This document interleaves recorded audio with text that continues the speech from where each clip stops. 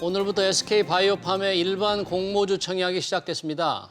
앞서 SK바이오팜은 공모주 시장에 각종 기록을 경신해 눈길을 끌었는데요. 비대면 바이오를 필두로 황성한 신경제 업종과 달리 구경제 업종의 성적표는 여전히 부진합니다. 네, 이 SK바이오팜의 성장 가능성, 또 이 신경제, 구경제 업종의 미래까지 전망해 보도록 하겠습니다. 시청자 여러분의 다양한 의견들 문자로 받고 있습니다. 샵 3698번으로 보내주시면 토론에 실시간으로 반영하도록 하겠습니다. 오늘 두 분 모셨습니다. 박주근 시오스코어 대표, 차영주 와이즈경제연구소 소장 자리하셨습니다. 어서 오십시오. 네, 안녕하세요. 네, 차영주 소장님, 네. 자, 이 코로나19 때문에 언택트 주식 그리고 이제 바이오 주식이 주도주가 지금 되고 있잖아요. 예, 마침 그렇습니다. SK바이오팜의 공모청약이 오늘 내일 이틀간 진행이 되는데 투자자들의 관심이 너무 뜨거운 거 아닙니까? 상황이 어떻습니까 지금? 예, 그렇습니다. 지금 여러 가지 이유가 있습니다만 현재 지금 공모를 통해서 수익을 볼 수 있는 가능성이 있다. 이런 점들이 지금 확실히 점쳐지고 있는 부분들이죠. 그래서 지금 대기 자금들도 많은 상황에서 이러한 여유 자금들이 조금이나마 그래도 한 주라도 받으면 수익이 좀 날 수 있다라는 그런 가능성 때문에 지금 SK바이오팜에 이제 공모주가 몰리고 있다라고 말씀드릴 수 있겠습니다. 일단 SK바이오팜의 공모 현황들을 좀 간단하게 언급을 좀 드리면 현재 잘 아시다시피 이제 49,000원 현재 지금 그 공모밴드 상단에 접촉이 됐죠. 그렇게 된다라면 대략 한 4조 정도의 가치를 인정을 받게 되는 겁니다. 3조 8천억이니까. 그렇게 되는데 우리나라 같은 경우는 이제 이 공모가를 정할 때 특이하게 유사 업종에 있는 그러니까 그 같은 업종 내에 있는 유사 기업의 가치와 비교를 하도록 되어 있습니다. 따라서 기업의 본질 가치를 따지는 게 아니라 유사 업종의 시장 가치를 따지도록 되어 있죠. 따라서 지금 현재 나름대로 유사 업종이라고 볼 수 있는 삼성바이오라든지 셀트리온이라든지 이런 것들이 가격대가 좀 높다 보니까 SK바이오팜도 지금 상장하는 게 적기다. 이렇게 좀 판단을 한 것 같습니다. 어찌 됐든 지금 현재 49,000원에 상장을 하게 된다라면 대략 시총이 한 4조 정도 되는 상황인데 그날 이제 공모가가 49,000원이지만 여기서 100% 네. 거기에 또 30%가 올라갈 수 있기 때문에 그럼 얼마죠? 최종 가격이 127,000원이 됩니다. 127,000원이면 시총이 대략 한 10조 정도 됩니다. 10조. 10조 정도 되는데 지금 현재 그 삼성바이오가 한 50조 정도 되고요. 예. 셀트리온이 한 60조 정도 됩니다. 따라서 시장에서 볼 때는 지금 당장 그날 상한가를 친다 하더라도 추가로 살 수만 있으면 대략 두세 배 정도 이상은 충분히 수익을 거둘 가능성이 있다. 일단 시장에서 바라보는 시각은 그렇게 되는 거죠. 그러니까 SK바이오팜에 대해서 어찌됐든 SK바이오팜이 구가하고 있는 업태라고 그럴까요? 그런 내용이 삼성과 셀트리온하고는 분명 다릅니다. 다르다 하더라도 일단은 비슷비슷한 시총까지는 올라가지 않겠는가. 이런 것들이 이제 시장의 관심권이고요. 예. 그러한 얘기들이 언론에 이제 보도가 되다 보니까 현재 그 수많은 유동자금들이 일시에 현재 지금 공모주 현장에 몰리고 있다. 이렇게 좀 정리를 해드릴 수가 근데 있겠습니다. 말씀하신 대로 바이오팜과 셀트리온에 비하면 예. 지금 SK바이오팜은 매출이 상대히 훨씬 부족하잖아요. 그런데 물론 그렇게 주가가 그렇습니다. 오를 수 있습니까? 근데 이제 이게 바이오라는 게 일정 부분 어떤 그 본질 가치를 따지기가 상당히 조금 모호한 부분들이 분명히 있습니다. 이래서 일단은 나도 바이오인데 너만 바이오냐? 이런 얘기 속된 말로 같이 이제 그렇게 되기 때문에 단순하게 셀트리온이나 삼성바이오처럼 올라가기까지는 못한다 하더라도 절반만 간다 하더라도 최소한 손해보는 그러한 그 내용들은 아니다라는 것들이 투자 입장에서 본다면 지금 공모 시장에서는 나름대로 다른 여타 공모주들보다는 좀 더 확실해 보이는 그런 모습을 보이고 있다. 이렇게 이해를 하셔야 될 것 같습니다. 예, 지금 청약 경쟁률이 얼마나 될까가 관심입니다. 지난주에 이제 기관 투자자 대상으로 수요 예측이 있었는데 네. 836대 1, 역대 최고 경쟁률을 보였죠. 네, 그렇습니다. 그렇습니다. 지금 이제 기관들 같은 경우는 청약 증거금이 없기 때문에 상당히 많은 이제 하는데 지금 일단은 그 SK바이오팜 같은 경우는 50% 증거금률을 납부를 하셔야 됩니다. 근데 이게 4개 증권사에서 청약을 하는데 청약 한도가 또 다릅니다. 네. 그래서 NH투자증권 같은 경우는 최고 청약이 대략 한 7만 주까지 가능하고요. 개인이 7만 주. 네. 한국투자증권은 4만 주, SK증권은 5만 주, 하나금융투자는 17,000주로 가장 적습니다. 이거에 따라서 또 경쟁률도 달라집니다. 예, 저렇게 네 곳에서만 청약을 할 수 가능합니다. 있는 거군요. 그래서 예. 의외로 오히려 NH투자증권이 배정 물량이 많은데 180만 주가 넘는데 NH투자증권에 청약하신 분들이 더 조금 받고 하나금융 투자하신 분들이 더 많이 받을 수도 있습니다. 네. 이거는 어느 증권사에서 몰릴 수 있느냐인데 예. 두 군데는 못합니다. 한 군데만 할 수 있기 때문에 그런 것들을 감안하게 된다면 오늘 일단은 청약 경쟁률이 나오겠죠. 이따가 뭐 한 4시 반 정도 되면 이제 청약 경쟁률이 나올 텐데 제가 한 오후 2시쯤 보니까 예. 벌써 55대 1을 넘었더라고요. 그렇습니다. 이제 네. 증권사마다 달라지면 예. 우리 이제 또 막판 눈치 보기가 내일 또 이제 치열하게 되지 않을까 말씀드릴 수 있겠습니다. 그러면 이 SK그룹의 이제 SK바이오팜이 그동안 오랫동안 투자를 해오던 해왔죠. 회사죠. 네. 뭐 최태원 회장이 일찍부터 투자를 했는데 이 회사에서 그룹에서 차지하는 위상이랄까 앞으로 기대 이런 건 어떻게 사장님께서는 보고 있을까요? 원래 그 대기업에서 이런 말이 돌아왔습니다. 그 대기업에서 그 5대 그룹에서 그 이 제약을 하면 성공한 게 별로 없다. 왜냐면 LG생명과학도 그렇게 빛을 보지 못했고 있는데 다 오랜 동안 했죠. 한 23년간 정도 투자를 예. 해왔습니다. 이거는 사실은 회장의 의지가 없으면 사실 불가능한 투자였죠. 지금도 실적은 아주 좋지는 않으니까. 그렇지만 분명한 건 이제 오늘 그 경영 확대 회의에서 예. 최태원 회장이 어떤 이야기를 할지는 모르겠지만 예. 현재 SK그룹의 주력은 역시 SK텔레콤과 SK하이닉스 예. 그리고 SK이노베이션 이 3대 축을 가지고 SK그룹은 현재 이 주축으로 가고 있습니다. 그런데 아마 신성장 동력으로 이 바이오를 하나 가져갈지 않을까라는 아하. 이제 추측은 해보는 거죠. 예. 근데 이제 오늘 그 확대회의 때 결론 아직 보도는 되지 예, 않았지만 아직 안 나왔습니다. 예. 약간 흘러나온 정보를 보면 대통령 회장이 그 재무적 관점에서 성장 전략을 짜라는 말을 주로 키워드를 많이 했습니다. 재무적 관점에서 성장 전략을 짜라. 즉이 말은 현재 코로나19로 인한 장기적 불황에 대비해라. 리스크 관리를 해라. 캐시플로우를 챙기라. 이런 말이거든요. 그러면서 SK바이오팜에 대해서도 투자 전략 방안에 대해서 논의를 해라. 이렇게 이야기를 투자 전략 방향. 예, 네. 뭐 그렇게 이제 이야기가 나오는 걸 보면 예.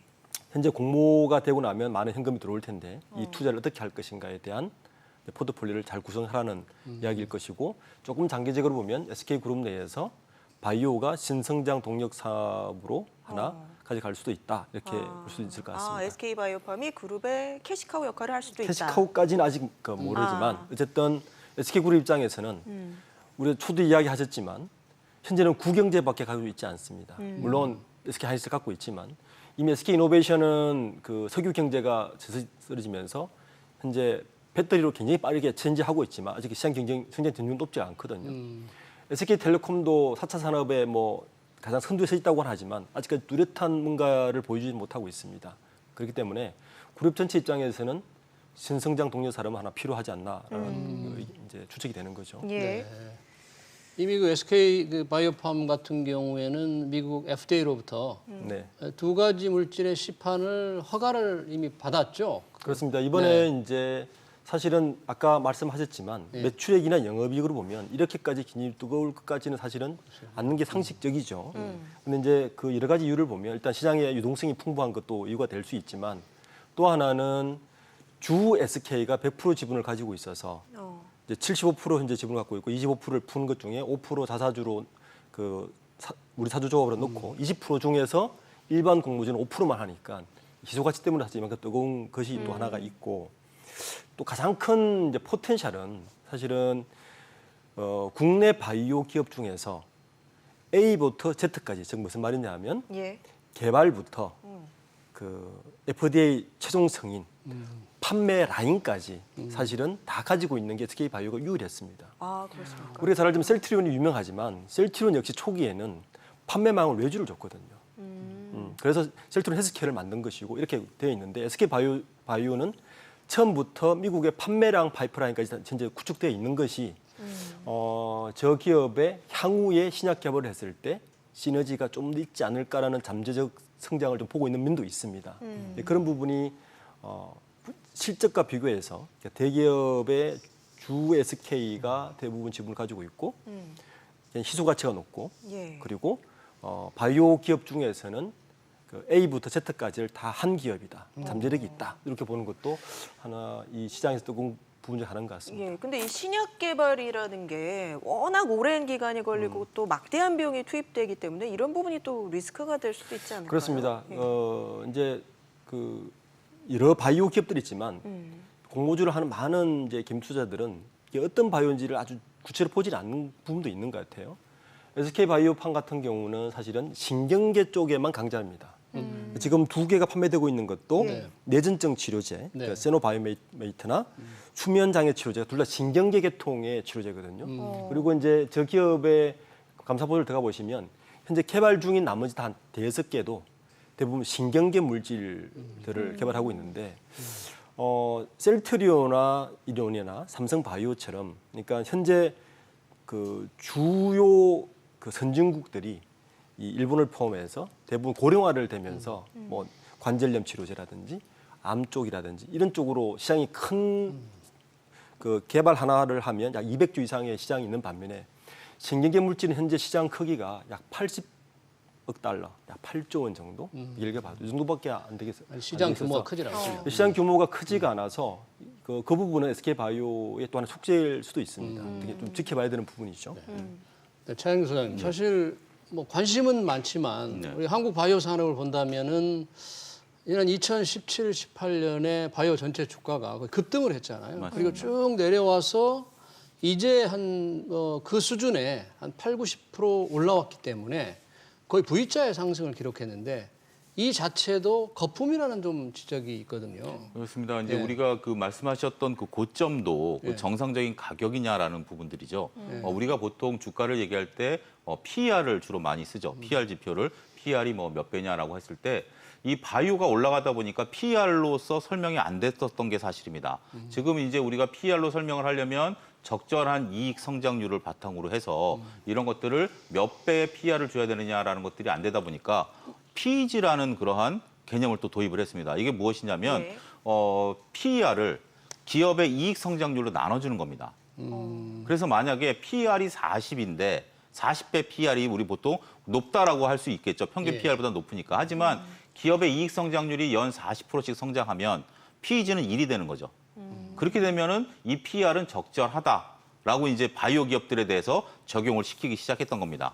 그러니까 어떻게 본다라면 우리가 이제 뭐 이렇게 표현하기는 좀 뭐합니다만 워낙 바이오를 평가하기가 좀 냉정하지 않다 보니까 그러한 지표까지 만들어서 바이오를 해왔는데 문제는 이제 그 뒤에 이제 나왔었던 상황이죠. 여러 가지 기업들 현재 최근에 신라젠까지 네, 포함을 가장 대표적인 게 예, 그 신라젠도 그렇고 아니겠습니까? 최근에 또 메디톡스의 어떤 메디톡스. 뭐 원료의 어떤 뭐 예, 혼합이라든지 허가가 취소됐죠. 예, 그런 부분들까지 감안하게 된다라면 이 바이오라는 게 정말 어렵다, 쉽지가 않다라는 부분들이고 앞서 대표님도 말씀하셨다시피 지금 5대 기업이 돈으로 밀어붙여서 성공할 수 있는 분야는 분명 아니다라는 거.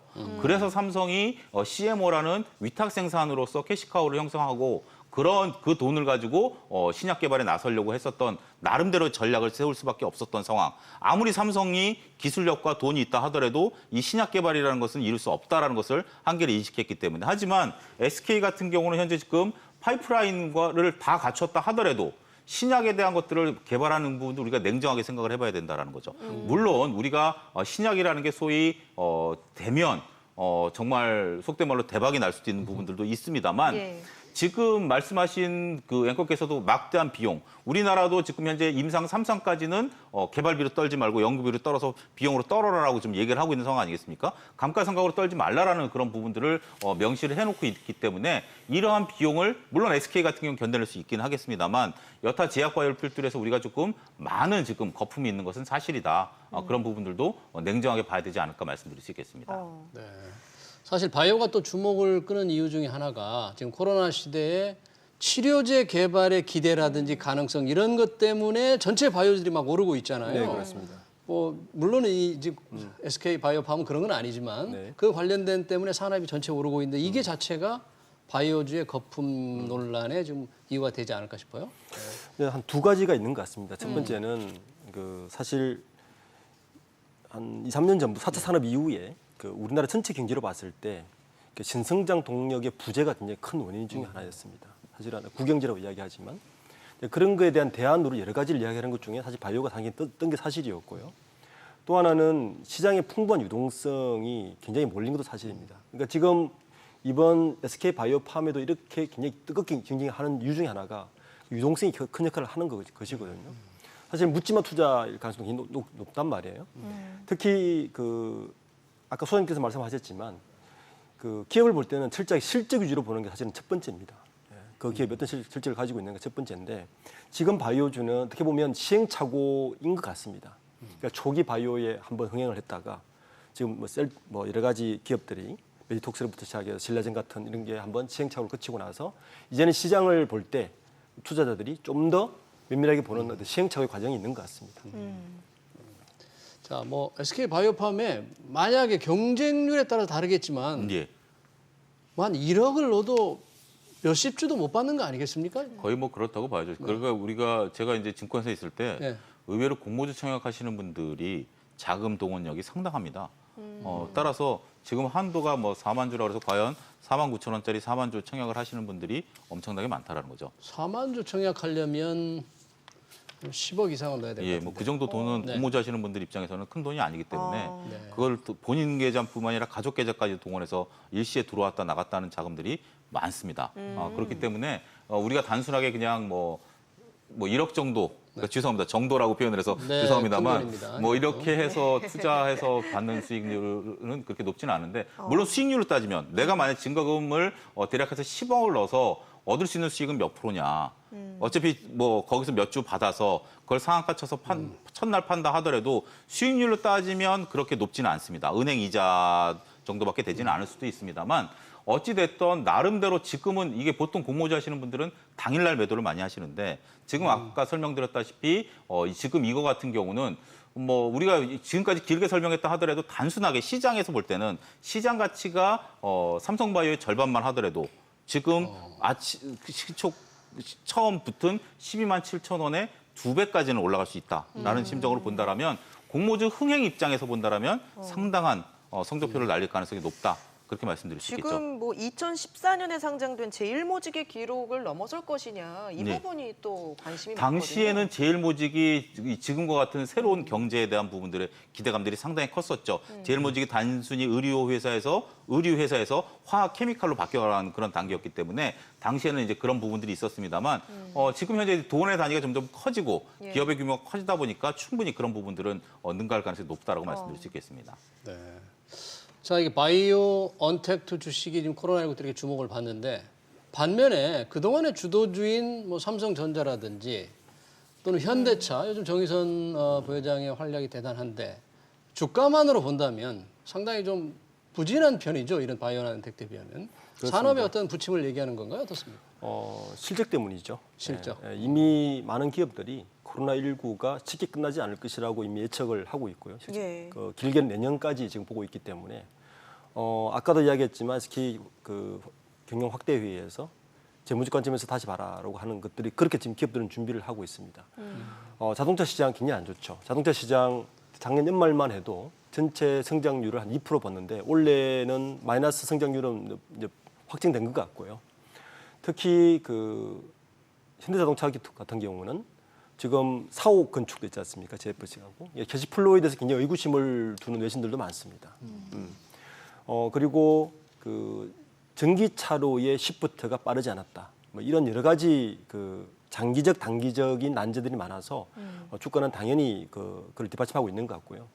삼성전자 역시 언택트 이코노미 때문에 반도체가 굉장히 좋아질 것이라고 이야기하지만 전체 수요 자체가 이미 슈링키지되고 있는 상태에서는 삼성 반도체 역시 그게 전망을 밖에 보지 않는 것 같습니다.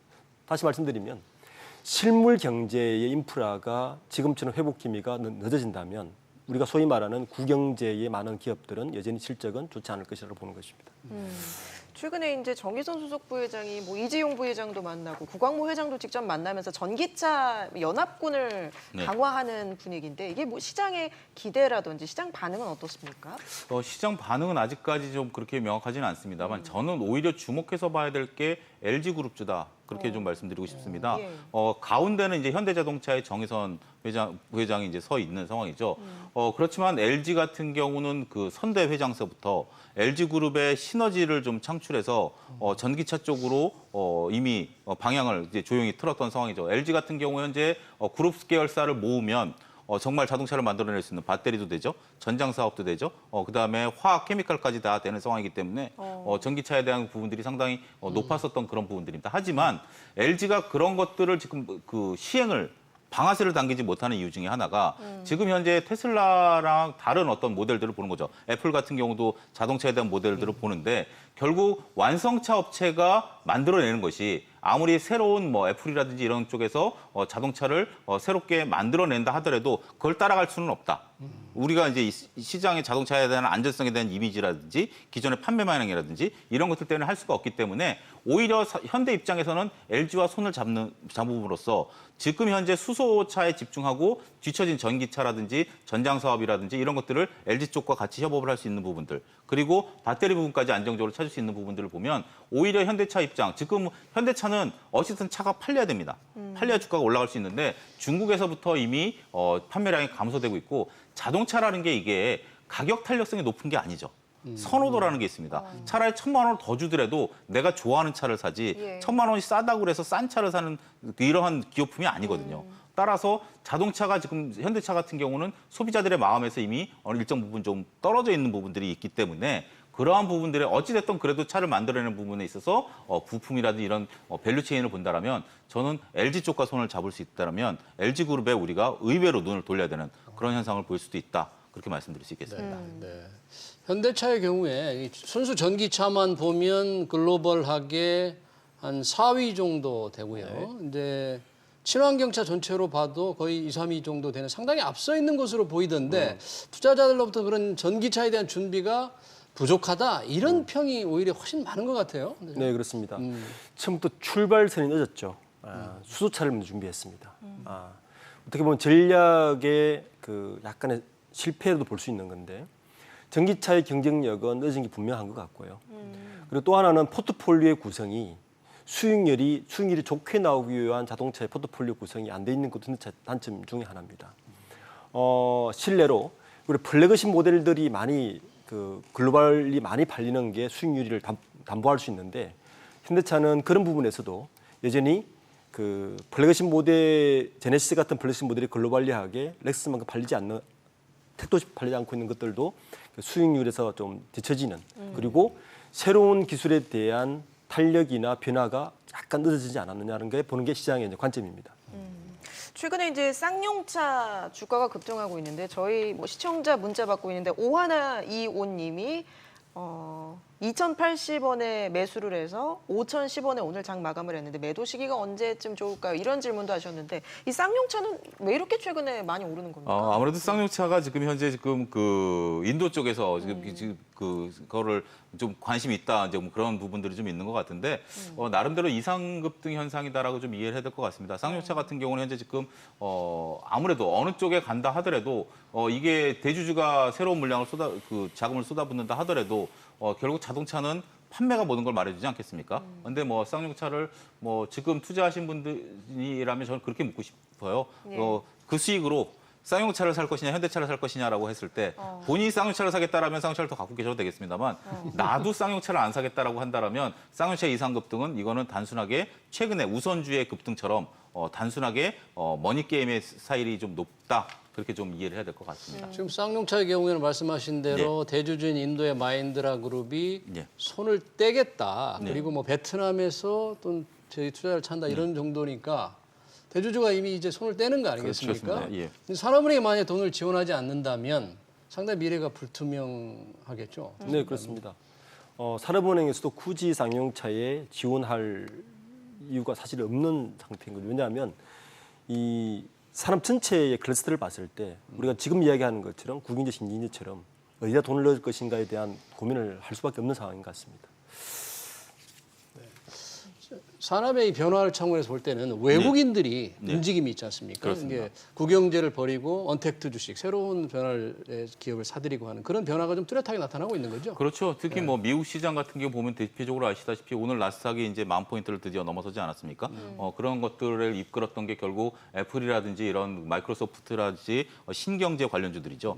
이런 쪽들에 대해서는 현재 지금 아무리 국영제가 뭐 설왕설래 한다 하더라도 신경제에 대해서는 여전히 전망성이 밝다. 결국 캐시카우가 될 수 있다. 우리가 카카오 예를 좀 들어드리겠습니다. 카카오가 불과 우리가 이제 카카오를 많이 안다라고 생각하고 있습니다만 3년 전에도 많이 알았습니다.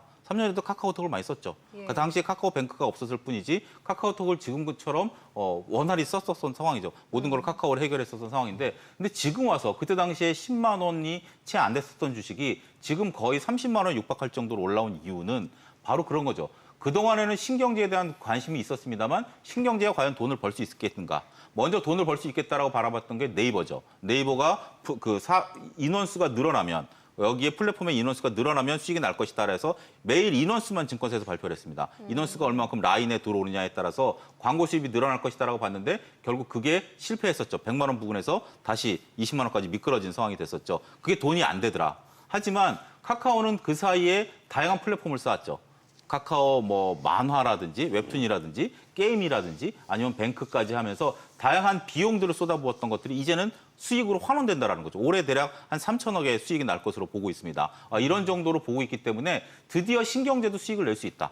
이런 것들을 카카오가 전형적으로 보여준 모델을 보여주고 있는 상황이기 때문에 이제 국영제가 단순하게 자동차를 만들어서 팔아서 수익을 내는 사회가 아니라 우리가 만화를 팔아서 게임을 팔아서 이런 것들을 수익을 낼 수 있다는 것을 전형적으로 카카오가 보여줬기 때문에 신경제에 대한 어떤 관심은 앞으로도 계속해서 지속될 가능성이 높다 이렇게 좀 말씀드릴 수가 있겠습니다. 그러면 그런 신경제에 대한 관심을 이제 대표적인 기업으로 보면 아까 카카오라고 말씀하셨잖아요. 그렇습니다. 예. 그럼 국영제로 현대차나 뭐 삼성전자를 얘기한다면 그런 소비자, 투자자들의 관심이 그렇게 벌어지는 추세가 계속될 것 같습니까? 저는 여기서 한 가지를 더 짚어봐야 된다고 봅니다. 이번 코로나19 이후에 많은 이제 전문가들은 제조업이 강한 나라, 즉 앞으로의 경제는 누가 안전한 곳에서 생산할 수 있는 국가인가를 굉장히 주의 깊게 보고 있습니다. 지금 우리가 국영제, 신경제 이야기하지만 어떻게 보면 신경제의 여러 뜨는 기업들도 국영제의 제조업과 어떻게 하이브리드와 융합을 잘하는가의 기업들이 사실은 강점을 가지고 있습니다. 다시 말해서 신경제로 많은 기업들을 이야기하지만 제조업의 시너지를 최대한 활용할 수 있는 플랫폼화된 기업들과 제조업과의 융합을 통해서 시너지를 낼 수 있는 기업들을 먼저 보는 것이 사실은 신경제에 뜨는 기업을 보는 방법입니다. 네이버 예를 들면 네이버가 우리 신경제를 이야기하지만 기존에 가지고 있었던 여러 국영제들을 융합해서 플랫폼화시키는 거거든요. 제조업이나 이런 것들도 그렇게 좀 되어가고 있는데 제조업 중에서도 그렇게 오픈 이노베이션을 가지고 그렇게 시도하는 기업들을 유심히 보는 것도 하나의 방법이죠. 우리가 정의선 부회장이 최근에 삼성 이재용 부회장과 LG 구광모 회장을 만나는 자리를 보면 이미 산업의 경계가 허물어지고 어떻게 시너지를 낼 것인가, 오픈 이노베이션을 누가 잘할 것인가로 시각을 보는 게 앞으로는 그 기업의 가치를 보는 중요한 잣대인 것 같습니다. 알겠습니다. 마지막으로 소장님, 네. 하반기 이제 증시에서 주목해봐야 될 이벤트, 또 이제 상장을 추진하고 있는 곳 중에서 이렇게 몇 군데 좀 눈에 띄는 곳들 어떤 게 있습니까? 전체적으로 봤을 때 우리가 이제 그 하반기 때는 상반기 때랑은 주식하기가 좀 상황이 그렇게 녹록지는 않을 것이다. 그렇게 좀 말씀드리고 싶어요. 왜냐하면 우리가 코로나19로 인해서 오히려 급락세를 시연을 했다가 지금 글로벌 유동성으로 인해서 현재 지금 증시가 올라온 것은 사실입니다. 지금 현재 미국 같은 경우 우리가 대략 한 8조 5천억 불 정도의 자금을 풀었더라고요. 이게 굉장히 역대급 최단기간 내에 돈을 풀어버린 겁니다. 그래서 이렇게 지금 현재 과거의 사례를 봤을 때 돈을 풀어서 경기를 살리겠다라는 부분들로서 주가는 올라왔는데 현재 코로나19가 올해 지금 쉽게 잡힐 듯 하다가 잡히지 않고 있는 상황이죠. 예. 결국 돈의 힘으로 주가를 끌어올린 상황에서 결국 기업의 이익들이 따라와줘야 되는데 기업의 이익이 따라오는 속도가 수년이 된다면 결국 주가는 좀 조정을 받을 가능성이 있다. 따라서 하반기 때는 이제는 누구나 쉽게 돈을 벌 수 있는 장에서 소위 말해서 이제 수익률이 격차가 벌어지는 그러한 장이 본격적으로 열리게 될 것이다라고 좀 말씀드릴 수 있겠고 하반기 때 지금 저희가 이제 바라보고 있는 건 앞서 카카오와 관련된 카카오 게임즈에 대한 그런 부분들 상당히 많은 기대를 좀 갖고 있습니다. 따라서 이런 공모주 같은 경우는 오히려 일단은 그 주식 시장이 화랑이거나 아니면 아예 그냥 침체가 되거나 할 때 대거 자금들이 쏠리는 경향들이 있기 때문에 그런 부분들에 대한 관심도 가지셔도 좋은 결과가 나오지 않을까 말씀드릴 수 있겠습니다. 알겠습니다. 오늘 두 분 말씀 여기까지 듣도록 하죠. 지금까지 차영주 YG경제연구소장, 박주근 CU스코어 대표와 함께했습니다. 고맙습니다. 네, 감사합니다.